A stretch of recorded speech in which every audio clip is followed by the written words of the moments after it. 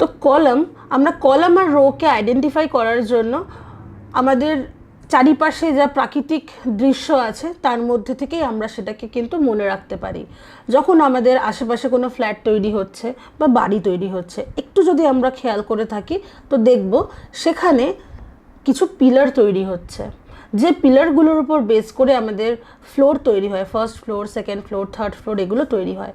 তো এই যে পিলারগুলো তৈরি হচ্ছে সেগুলোকে আমাদের চলতি কথায় আমরা কিন্তু কলম বলে থাকি। যে এখানে এই কলমটা, কটা কলম হবে না, 4টে কলম, 4টে পিলার হবে, 4টে পিলারের ওপর আমাদের এই ফ্লোরটা দাঁড়াবে।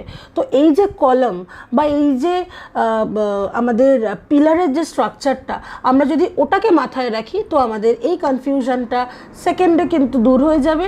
ওই কলম আর আমাদের এই কলমের মধ্যে কোনো পার্থক্য নেই, ওটাও স্ট্রেট লম্বাভাবে আমরা ডিসাইড করে নেব এবং এটাও আমাদের স্ট্রেট লম্বাভাবেই আমরা দেখে নেব।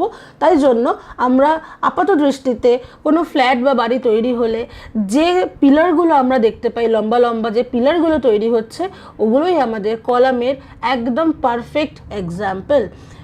তাহলে চলে গেল তো ওটা কলাম। তাহলে বাকি রইল যেটা যেটা আমাদের এই হরাইজন্টাল ওয়েতে থাকে, এইটাই হচ্ছে আমাদের রো।